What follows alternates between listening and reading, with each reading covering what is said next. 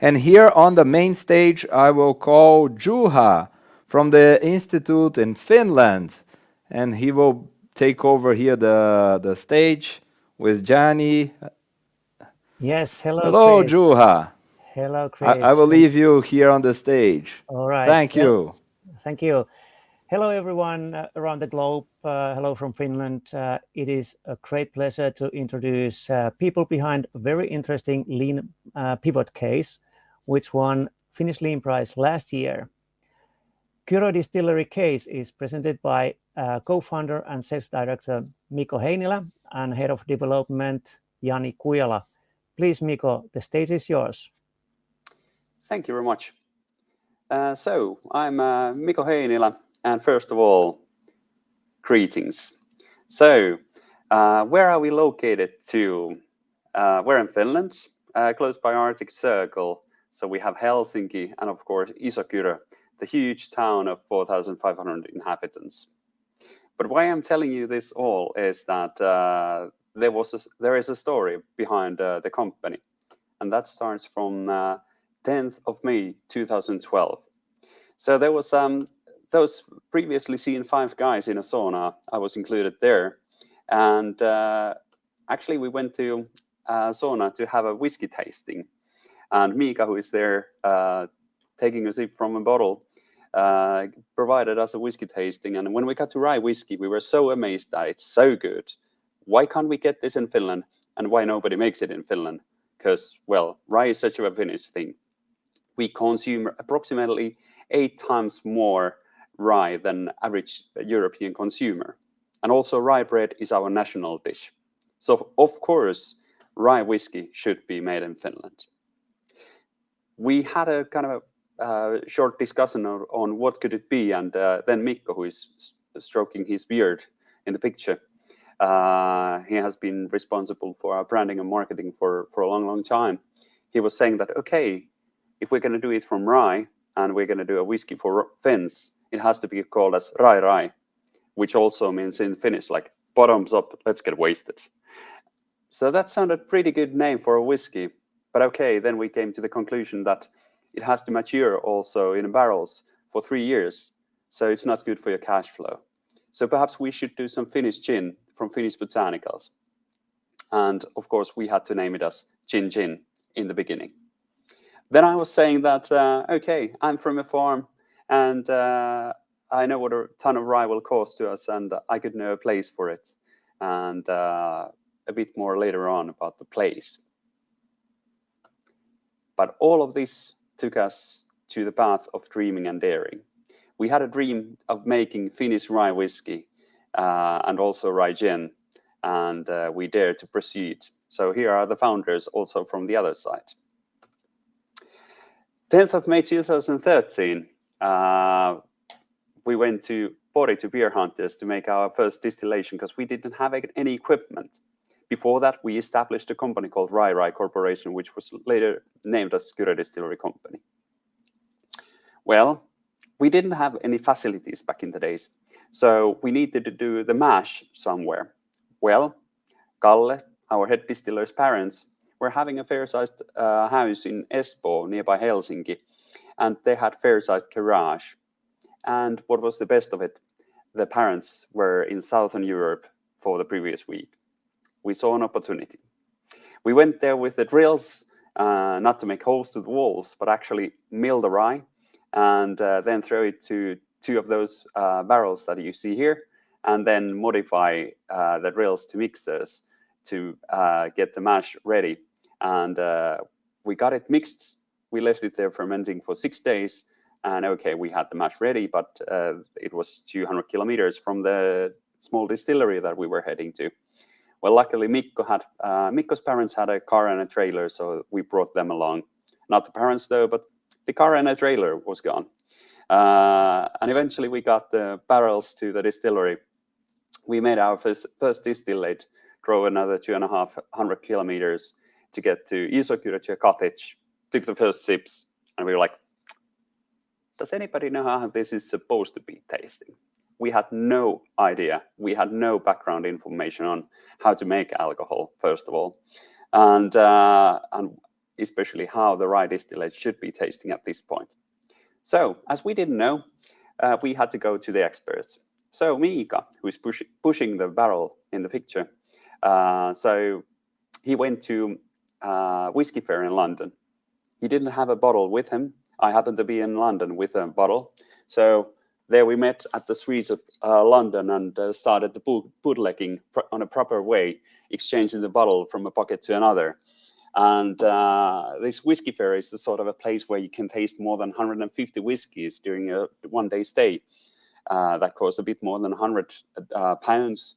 But nevertheless, as you have such a lot of alcohol to consume, they don't check properly that if you're having your own bottle with you. So we got the bottle in. Mika went a tour around the whiskey fair, went back to the toilet, filled his glass, and went back to the stages. And we're asking from the guys that, okay, do you have anybody from production? Would you like to taste one of ours? And one of the guys who tasted that was Buffalo Trace's Master Blender. And Buffalo Trace is an American distillery.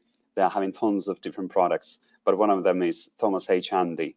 And that has been nominated to be the world's best whiskey, like from all of the whiskeys, not only rye whiskeys. And the Master Blender is the guy who goes to the barrel warehouse, tastes different barrels, selects the barrels that would be mixed together in order to get the bottled liquid on a proper shape. So practically by his taste buds, they were able to create whiskey that is best in the world. He took the first sip and first words were like, I love this stuff. You guys are going to come up with this to the markets in 2 years. I need to up my game. And we were like, nice. So what's next? So we went back to the drawing board and started to calculate, should we do it for fun or for real? First, we needed to have a place where we can start it all up. So we found an old dairy that was originally built 1908. And it has a really interesting history. Amongst others, Oldermanni cheese, which is even nowadays the most popular cream cheese that was invented in this dairy. And by that, the consumption after the invention of Oldermanni on 1978 was exponential. They just couldn't keep up with the demand, and thus the same cheese was then made in other dairies as well. Nothing could keep up with it. But eventually, after 100 years, the dairy was closed up. And also the heart of Kyrö was pretty much, let's say, shattered. As it used to be the heart of Kyrö for 100 years. Like everybody was bringing in their milk by horses eventually, and later on with trucks and so on. Also, everybody was purchasing their dairy products from here. There were more than 50 people employed at the dairy. Also, the employee families were living in the neighborhood and in the yard or in the buildings on the dairy yard. And after 100 years, it was shattered. All of the buildings were sold out separately, and it became really a quiet place. 5 years went past, and then 5 guys came to see the place. It's such a beautiful building. There should be a distillery in it. When we came there, it wasn't a pretty sight, though. All of the devices from the dairy was practically just torn off, and nothing was there from the original pots or pans. The electrical wires were just hanging there, and you couldn't tell which one were live and which weren't. And it was an interesting task to start from scratch on that environment. How did we start the distillery? Was of course that we needed funding. So I took a loan against my house. Mikko didn't have a house, so he took a loan against his parents' house. Kalle didn't have a house, so his parents took a renovation loan, but they didn't tell to the bank that actually their house was not being renovated, but the dairy up north, and so on. So we put our money together, and as that wasn't enough, we needed to take also an additional loan from a bank. And well, of course, that was backed up by 5 of us. So if things would have gone south, they would have gone deep south. So it was interesting times. 2014 was not an easy task for us. We had everything calculated, but we weren't calculating the surprises. So actually, for example, we calculated that we are having a salary for Kalle for the whole year, for Mika for half a year, but we didn't budget any for for Mikko, who was doing our branding and marketing. He had 2 startups by which he couldn't get any money from either. So we were able to pay him to develop our Kyrö gin for the 1.5 months, and then in the end of the year for a couple of months more. So his total income for that year was less than 8,000 euro brutto, and he was living in his friend's kitchen floor for most of the year. The company didn't do that great either, so we were in a tight spot in the autumn. We had established also a visitor center from scratch that I was running, and then Mika was looking after the monetary side on the distillery. But we had to do it so that the distillery had to take 500 euro loan from the visitor center so we can cope with the invoices. So we were really on a tight spot. 2015 started. Mika told us that we need to sell 23,500 bottles, which was 5 times the amount of sales. We had a good start. On May, we were confident enough to buy the rest of the empty bottles, so that if we can fill them and sell them, we can reach 23,500 bottles. Well, July, Mika was on his well-deserved 3-day vacation in Estonia bicycling, and he got a call from International Wine and Spirits Competition that, okay, we have never heard about you. It's International Wine and Spirits Competition is the most known alcohol competition in the world and most respected. For the first time, they had a gin and tonic series where one was nominated to be the world's best, then 5 gold medals, more silvers and bronzes. And they were saying, like, we have never heard about your company. But what happened? Your Kyrö gin, or Napue, won the trophy, and Koskue, nowadays dark gin, won the gold medal. And we were like, nice. So what happened next was that Mika called us that get some stock. We had 3,000 bottles in our stock. That was gin that was the amount that our Finnish distributors sold in 1.5 months. Okay, the day of publications came, and all of a sudden it was in all of the newspaper in Finland. So what happened? Our distributor called, do you have any stock? We were like, sure, 3,000 bottles, and we were really happy. Well, the distributor called us again in 2 days, and then we were in a tight spot.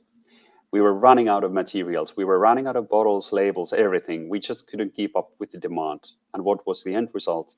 As I mentioned, 2014, during 8 months, we sold 4,800 bottles. 2015, for the first half a year, we sold around 10,000 bottles. For 2015, we sold a few bottles less than 100,000 bottles. 2016, I also joined full-time to Distillery. We did some expansions. We sold 350,000 bottles. And ever since that, we have been selling more than 400,000 bottles per year. So that was nice.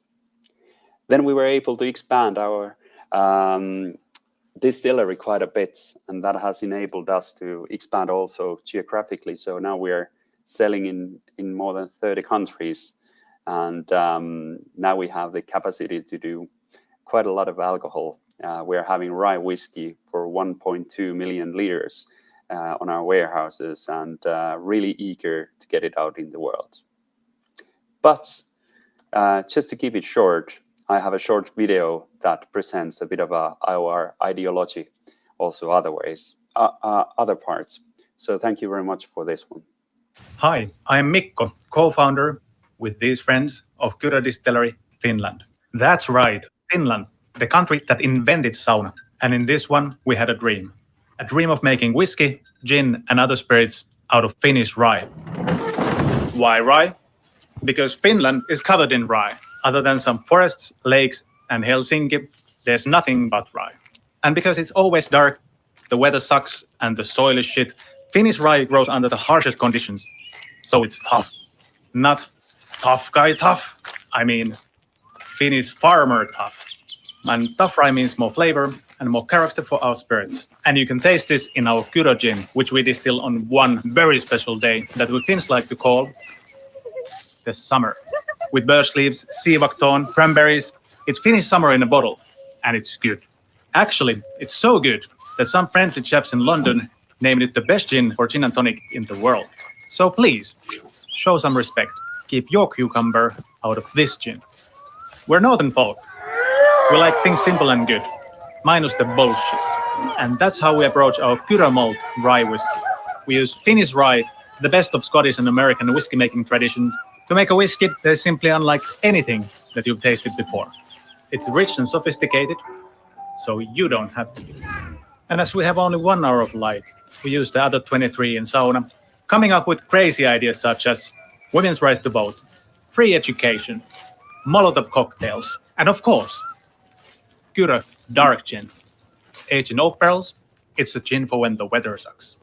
Enjoy it with cloudy apple juice, hot or cold, or however your gin identifies. And if that sounds good, you'll love Kyrö dairy cream. Made with our malt rye whiskey and 100% fresh cream from Finnish cows. Enjoy it on the rocks with a splash of cold brew. It's lactose and gluten free. This ain't your grandma's liqueur. This is hipster milk. Finland is cold and dark. We have an unspeakable language. The most death metal bands in the world. Wife carrying competitions and swamp football. Finland can be tough, but we are not the happiest people on the planet for no reason. Kippis.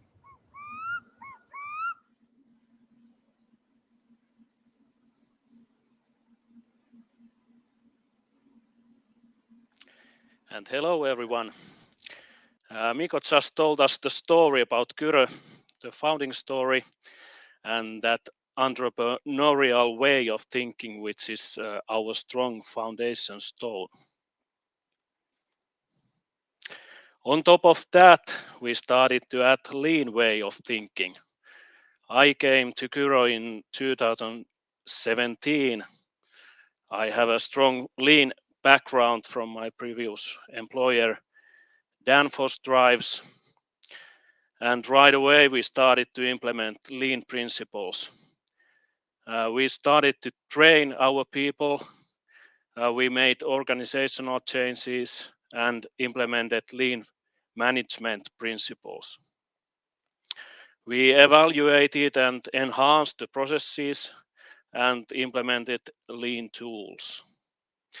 And the most important, we set continuous improvement Kaizen principles in place. And this all took around 3 years. We come to year 2020. As Deming said back in the days, it is not necessary to change. Survival is not mandatory. In spring 2020, we realized we need to change everything to survive. We were lucky. We had a right mindset, also capability to change everything, and we had a strong will to survive. Falling wasn't an option.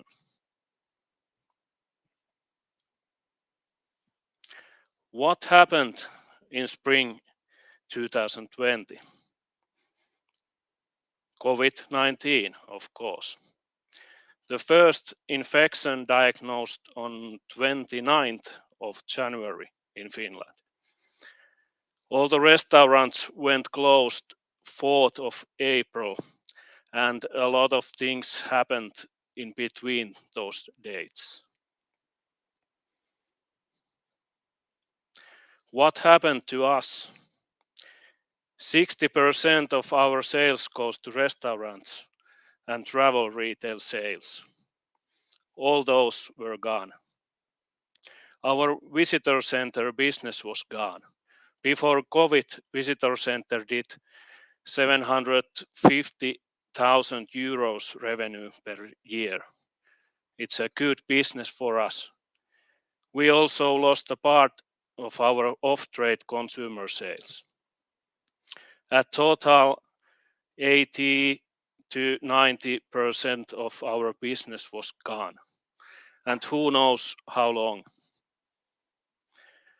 On top of all, our distributor stocks were full.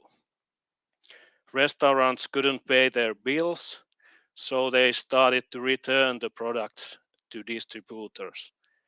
Business started to run to a wrong direction. What it mean for us? Priorities at Kyrö. First of all, health and safety of our employees, partners, and stakeholders. Secondly, we don't have business anymore. We need to make a new one. At this point, we didn't know what it is, but it must be founded. And third, protect the gas and keep the wheels turning.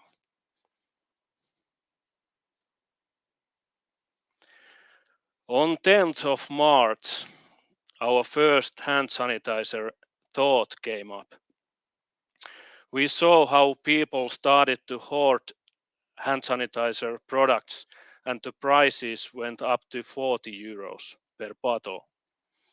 And this was absolutely unsustainable situation. And we thought that something had to be done about it. And maybe we could do something. Ethanol is a main ingredient in both spirits and also hand sanitizers.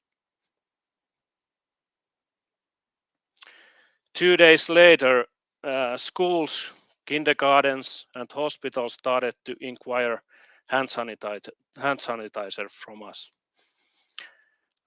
They also realized we have strong alcohol in house. And day after that, our CEO said, if we have enough gin in stock, we can make a bold pivot and start making hand sanitizer 1 or 2 weeks. And after 1 hour, product concept and production requirement draft were ready. 2 hours after that, marketing and communication plan draft was ready. And 1 hour after that, we got a setback from a head distiller. He said that we cannot use our ethanol. It needs to be biocide approved, and ours is not.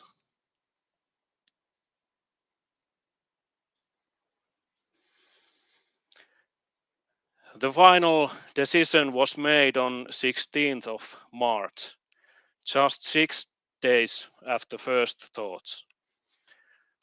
Our goal was to develop high quality product on a low selling price. Our pricing principle was materials, wages, plus other manufacturing costs, plus some of the products will be given away to schools, kindergartens, nursing departments, and so on. We got pre-orders open 2 days later. We didn't even have a product yet, but all in all, we started to sell them. But when the world situation was very unstable and unpredictable, we all got notice of layoffs. Minus 20% for all. Actual need was way more, but we didn't want to give more than that.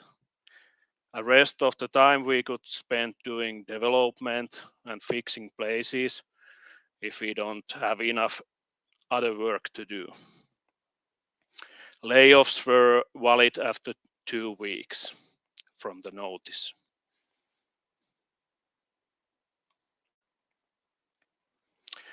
Material sourcing started, and we had a very big problems to find raw materials and packaging materials. Almost everything was gone and sold out. And as ethanol supplier needs to be authorized by a European Chemical Agency, there is one supplier in Finland, which is kind of our competitor. They delivered 2 batches, and after that they said they don't deliver for us anymore. Luckily, we found other suppliers from elsewhere Europe, and we managed to get other chemicals too. We also managed to get packaging materials from Sweden, Lithuania, and finally also from Finland.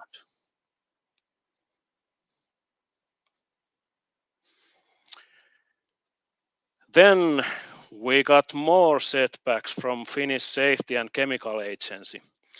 They said that it is not allowed to produce hand sanitizer products in food grade facilities. All of our facilities are food grade facilities, except one packaging material storage we have on the same property. We started to renovate that one, mount pipes and cables and so on. We also couldn't use our bottling line, so I got a task. Find a bottling line for us, but spend as little money as possible. And I found one line which was not in use anymore, from Turku, Finland, from a sauce factory. German-made line from 1988. But it was working and it was cheap. On the same week, we got it to Kyrö. When we got everything ready, Finnish Safety and Chemical Agency changed the rules. Now it is allowed to produce hand sanitizer. Now it is allowed to produce hand sanitizer in food grade facilities with the same machines, and ethanol supplier doesn't need to be authorized by European Chemical Agency anymore. But it was okay for us. We got 130,000 bottles per month more capacity. We started production just 13 days after first thoughts came up. We also started negotiations with the largest store chains in Finland. At this point, sales estimate was 40,000 bottles at total. We reorganized the staff. This is our normal state, and this was our new state. We mixed the people, formed 4 packaging teams and 1 liquid manufacturing team.